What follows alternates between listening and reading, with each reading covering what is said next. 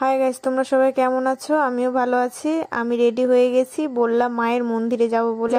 আজ বললাম মায়ের পুজো, সেই কারণে আমি আর আমার হাজবেন্ড রওনা দিয়ে দিয়েছি। এই যে বললাম মায়ের মন্দিরের সামনে, এখান থেকে একটু হেঁটে যেতে হয়। তোমরা যারা যারা গিয়েছো তারা তারা অবশ্যই জানো। দুই পাশে দোকান বসেছে, খুব সুন্দর। আর দোকানে এই যে দেখো ছোট ছোট হরিণ, বাচ্চাদের খেলনা।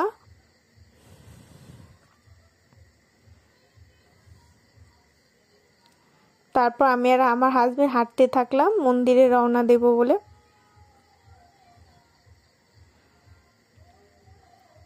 এক বছর পর মায়ের কাছে যাচ্ছি বলে আমরা দুজন অনেকটা এক্সাইটেড ছিলাম।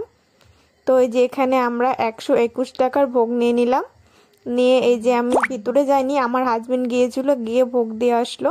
এই যে দেখো সামনের মন্দিরটা, সবাই ভেতরে ঢুকতে পারবে না অনেক লোক বলে, সেই জন্য সবাই বাইরে থেকে বাতাসা ভোগ ছিটাই দিচ্ছে। মন্দিরটাও খুব সুন্দর করে সাজিয়েছে। আর রাতে গেলে লাইটিং দেখা যাবে, আমরা দিনে গিয়েছি বলে অতটা কিছু লাইটিং দেখা যাচ্ছিল না।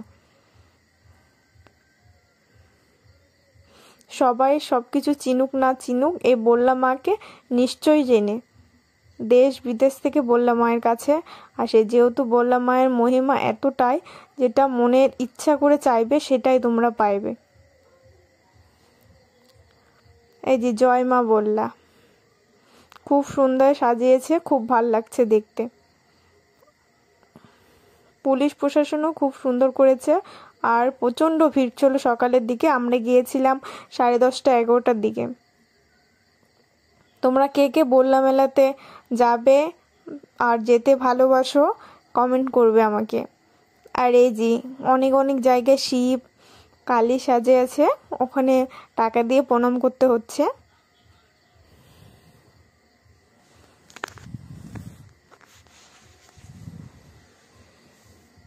আর আবহাওয়াটাও আজকে বললা মায়ের কৃপায় খুব সুন্দর আছে।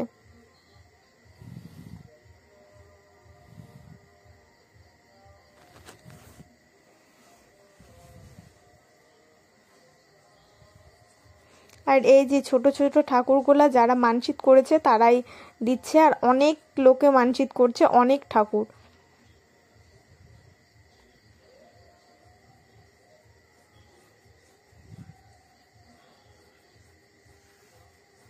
আর এই যে এদিকে দেখো পূজার সব সামগ্রিক আছে।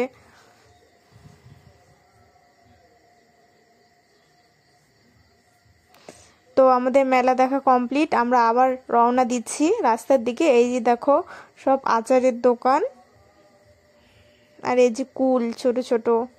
এই যে এদিকে বাচ্চাদের কাঠের খেলনা, ঢোল। আর এই যে এদিকে খাওয়া দাওয়ার দোকান। আর এক সাইডে মাঠের এদিকে দোলনা, বাচ্চাদের খেলনা, ঘোরানো, এখানে টিকিট কাটা এগুলা হয়েছে। তো ভিডিওটি কেমন হয়েছে কমেন্ট করে জানাবে আর লাইক করে দিবে। আর কে কে বললা মায়ের কাছে যাবে আমাকে কমেন্ট করো। তারপর এই যে আমরা চলে আসলাম বাইরে, আমরা এখন গাড়ি ধরে বাড়িতে চলে যাব। তো সবাই ভালো থেকো, পরে ভিডিওটা আবার দেখা হবে।